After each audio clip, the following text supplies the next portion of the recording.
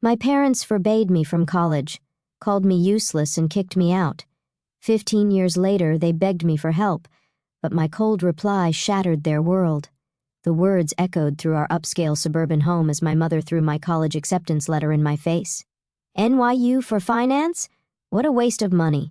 I stood in our pristine kitchen, watching the letter flutter to the marble floor, my dreams of studying finance scattered like confetti at my feet. At 18, I had thought getting into one of the best business schools in the country would finally make my parents proud. I was wrong. Emma. My father's cold voice cut through the air. We've discussed this. You're going to work at the restaurant like your sister Catherine. College is an unnecessary expense for someone like you, someone like me. Those words had defined my entire existence in the Morrison family. Catherine, my older sister, was the golden child, the one who had dutifully followed our parents' path into the family's chain of high-end restaurants. And me, I was the dreamer, who dared to want something different. But I got a partial scholarship, I protested, picking up the crumpled letter. I've been saving from my part-time job. I can make this work.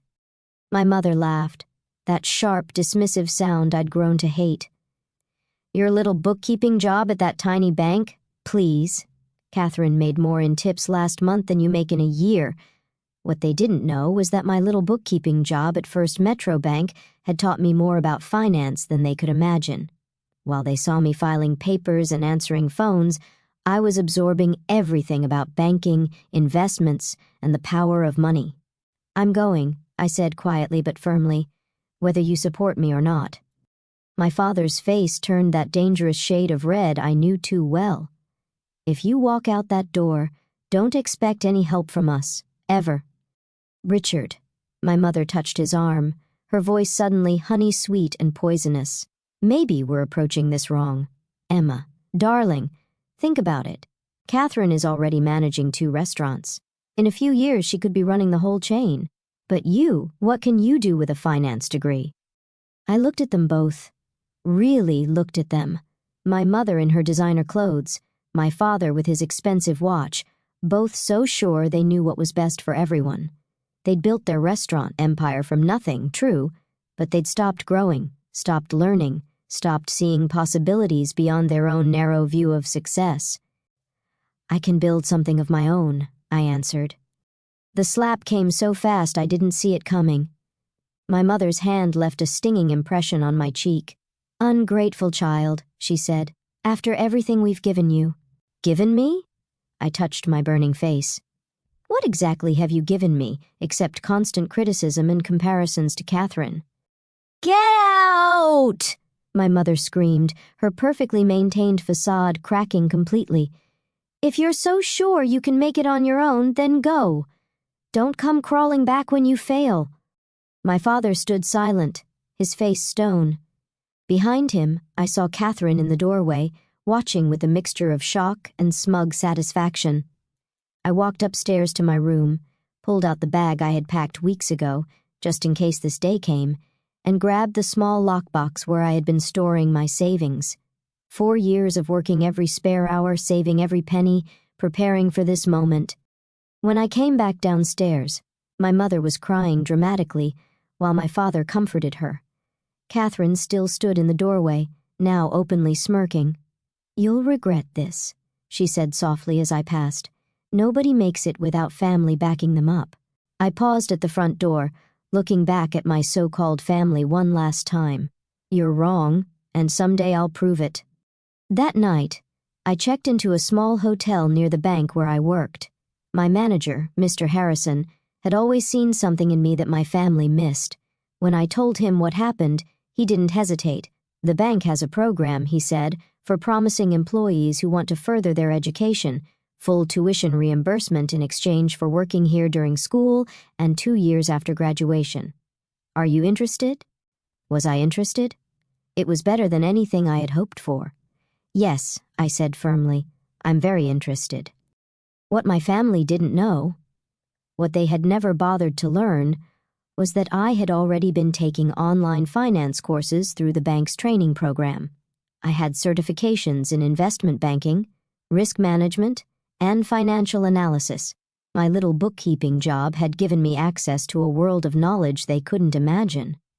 The next 4 years passed in a blur of classes, work, and relentless self-improvement. While Catherine posted photos of herself at restaurant openings and industry parties, I was learning how banks really worked, how money moved, how power was built. I graduated from NYU summa cum laude with job offers from top investment firms, but I stayed at First Metro Bank, working my way up from department to department. I learned everything about bank operations, from loans to acquisitions. 10 years after my parents threw me out, I founded my own investment company, Phoenix Financial. We specialized in buying struggling banks, restructuring them, and turning them into profitable powerhouses. My family's name and their precious restaurants meant nothing in the world I now inhabited. 5 years after that, an opportunity arose that I couldn't resist. First Commonwealth Bank, my parents' primary lender, was struggling. Their stock was down, their leadership was weak, and they were ripe for takeover. I sat in my corner office, looking at the acquisition proposal on my desk. My parents had no idea that their loyal family bank was about to become mine. They had no idea that their daughter, the one they'd thrown away as useless, now controlled billions in assets. They would find out soon enough. I picked up the phone and dialed my chief operating officer. "Janet, execute Project Homecoming. It's time to buy First Commonwealth Bank." The wheel had turned full circle. The useless daughter they'd thrown away was about to become their bank's owner. And unlike them, I understood exactly how to use that power. I opened my desk drawer and pulled out that crumpled NYU acceptance letter, the one I'd retrieved from the floor 15 years ago. I'd kept it as a reminder of where I started. Now it would serve as a reminder of how far I'd come. And my family? They were about to learn that sometimes the people you dismiss as useless turn out to be the most powerful of all. The takeover of First Commonwealth Bank went exactly as planned. The press announcement hit the morning news. Phoenix Financial acquires First Commonwealth in a $2.8 billion deal. My parents wouldn't understand the significance yet. They never read the financial news, but they would soon enough. I sat in my new office at First Commonwealth's headquarters, reviewing their loan portfolio. The Morrison Restaurant Group's files lay open on my desk, 6 restaurants struggling with debt, outdated business models, and declining profits. My sister Catherine's signature was on most of the recent documents, each one showing increasingly desperate attempts to secure more funding. "Miss Williams?" My assistant's voice came through the intercom. "Catherine Morrison is here for her 2 p.m. meeting about the loan extensions." I smiled, remembering my sister's last words to me 15 years ago. "Send her in." Catherine strutted in, designer heels clicking on the marble floor. She hadn't changed much, still perfectly groomed, still radiating that air of entitled confidence. She stopped short when she saw me, her perfectly maintained facade cracking. "Emma," she whispered, then quickly recovered. "What are you doing here?" "Hello, Catherine." I gestured to the chair across from my desk. "Please sit down. We have a lot to discuss." "If this is some kind of joke," she said, remaining standing, clutching her expensive handbag like a shield. "No joke." I opened the Morrison Group's file. "I see you're here to discuss extending the loans on restaurants 3 through 6. They're significantly underwater, aren't they?" The color drained from her face. You work here?" "Actually," I smiled, "I own the bank. Phoenix Financial completed the acquisition this morning. Didn't you read the news?" She sank into the chair, her legs seemingly giving out. "That's impossible. You're nothing. You ran away." "I didn't run away, Catherine. I built something much bigger than a chain of overpriced restaurants." I pulled out the latest financial reports. "Speaking of which, let's discuss these numbers. They're quite concerning."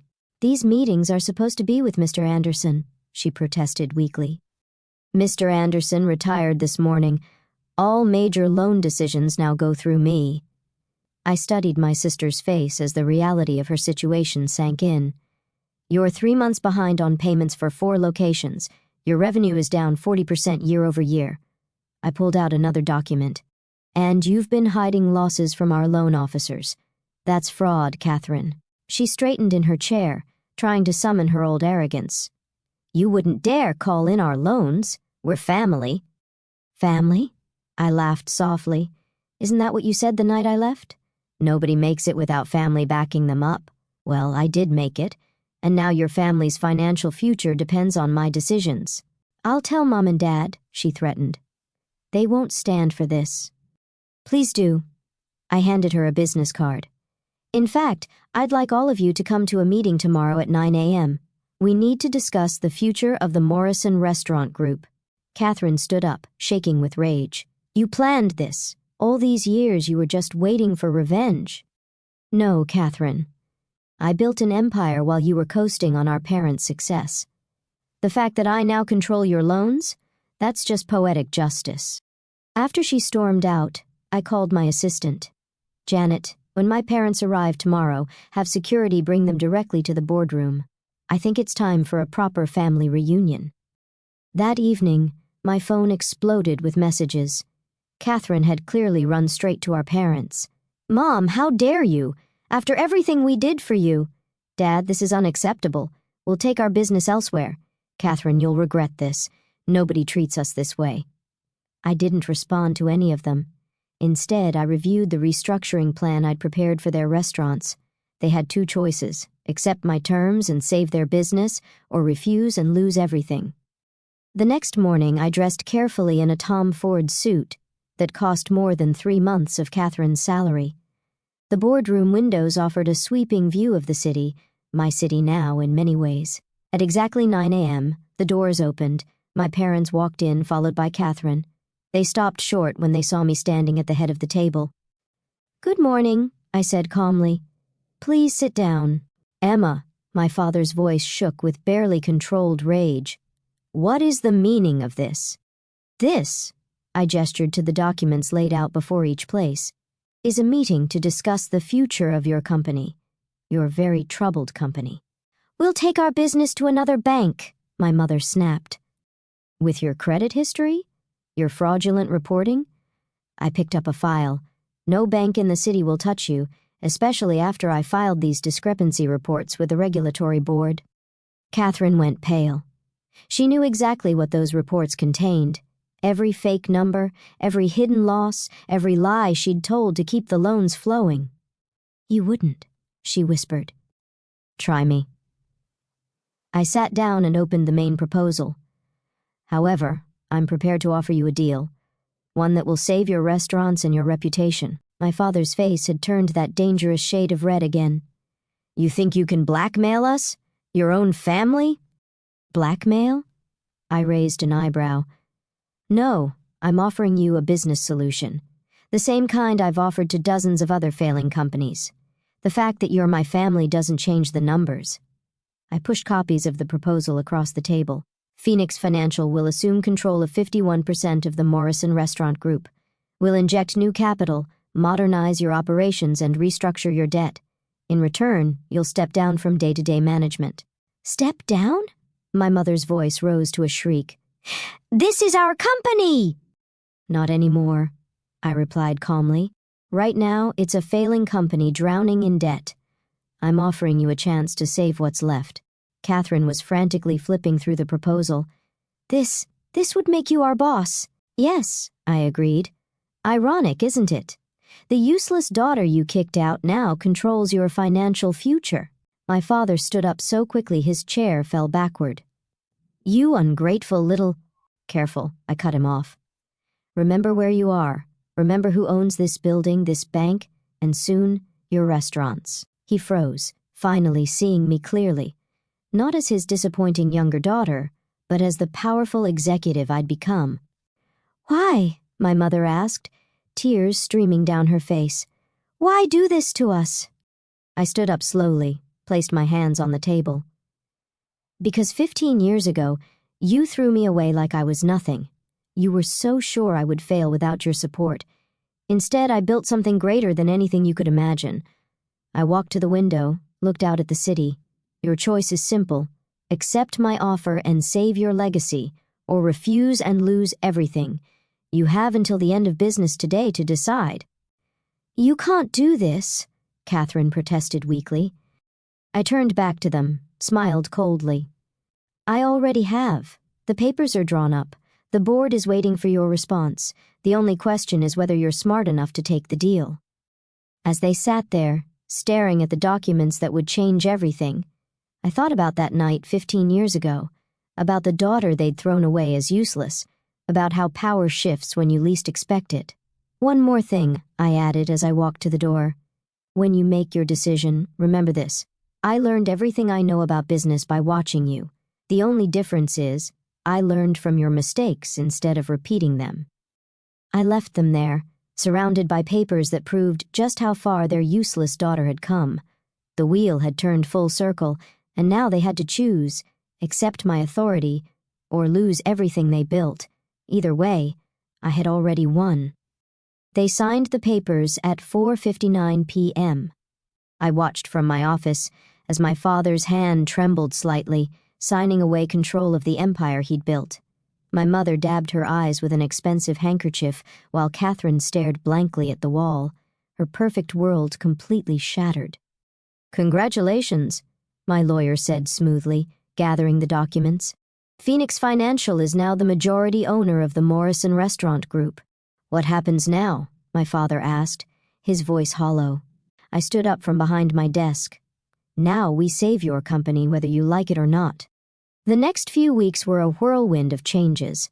I brought in my own management team to audit every aspect of the restaurant chain. The results were worse than even I had expected. They've been operating on an outdated business model for years, Janet reported, spreading spreadsheets across my desk. No online presence, no modern marketing, no adaptation to changing customer preferences. It's like they're stuck in 1995. Catherine's been hiding the real numbers, my CFO added. They're not just underwater, they're drowning. Without our intervention, they would have collapsed within 6 months. I nodded, unsurprised. My sister had always been better at appearances than actual management. Start the restructuring, full modernization, complete menu overhaul, new marketing strategy, and schedule a full board meeting for next week. The board meeting was the first time I'd seen my family since they signed the papers. They sat at the far end of the table, looking small and defeated. Catherine had lost her designer polish. There were shadows under her eyes, and her clothes looked rumpled. The Morrison Restaurant Group is fundamentally sound, I began, standing at the head of the table. The brand has value, the locations are prime, and there's a loyal customer base. The problem isn't the business, it's how it's been run. I clicked through slides showing the changes we planned, modern point-of-sale systems, updated menus focusing on local ingredients and current food trends, a robust online ordering platform, and a complete marketing overhaul. This isn't what our customers want, my father interrupted. They come to us for tradition. Your customers are leaving. I cut him off. Sales have dropped 40% in 3 years. The only thing keeping you afloat was Catherine's creative accounting, and that stops now. Catherine flinched. I was trying to save us. You were hiding the truth, I corrected her, just like you've all been doing for years. Well, that ends today. I laid out the new management structure. My team would handle operations, finance, and marketing. My family would retain ceremonial positions as the face of the brand, but with no real power. You're destroying everything we built, my mother whispered. No, I replied calmly. I'm saving it. You just can't see that yet. The changes weren't easy. My parents fought every modernization attempt. Catherine sulked in her new role as brand ambassador, stripped of any real authority, but slowly, inevitably, the numbers began to turn around. 3 months after the takeover, sales increased for the first time in years. 6 months in, we opened our first new location, a modern concept restaurant that blended the Morrison tradition with contemporary dining trends. It was an immediate success. 1 year to the day after I took control, I called another family meeting, this time in the flagship restaurant after hours. The numbers speak for themselves, I said, handing out the latest reports. Revenue is up 60%. Customer satisfaction has increased by 45%. The Morrison Restaurant Group is not just surviving, it's thriving. My father studied the reports with grudging admiration. Even he couldn't deny the turnaround. Why? Catherine asked suddenly. Why save us at all? You could have let us fail after how we treated you. I walked to the window, looked out at the city lights. Because success isn't about revenge. It's about proving something to yourself, not others. We were wrong, my mother said quietly. It was the first time I'd ever heard her admit a mistake. About you, about everything. I turned back to them. Yes, you were. But that's not why I did this. Then why? My father asked. Because 15 years ago you threw away a daughter you thought was useless. Instead of destroying me, it made me stronger. I built something bigger than you could imagine. I smiled slightly, and now I'm teaching you how to build something too. Catherine stood up, straightened her shoulders. Teach me. At our surprised looks, she continued, I mean it. Everything I thought I knew about business was wrong. I want to learn, really learn, not just pretend. I studied my sister, seeing something new in her eyes, humility, and maybe a spark of real ambition. Okay, I said finally. Be in my office tomorrow at 8 a.m. We'll start with basic financial analysis, real numbers this time, not creative accounting. Over the next few months, something unexpected happened. As the business transformed, so did my family. Catherine threw herself into learning, showing a genuine talent for marketing when she wasn't trying to fake success. My father, freed from day-to-day management, became a valuable brand ambassador, telling the story of our restaurant's evolution. Even my mother found a role, using her social connections to build partnerships with local suppliers and charities. 1 year and 6 months after the takeover, we sat in my office for a different kind of meeting. The board has reviewed your performance, I told them. Based on the results, we're prepared to adjust the management structure. You're giving us back control? My father asked hopefully. No, I smiled, but I am offering you real positions in the company based on merit, not family ties. Catherine, you've shown remarkable growth in marketing. Dad, your community outreach program has been incredibly successful.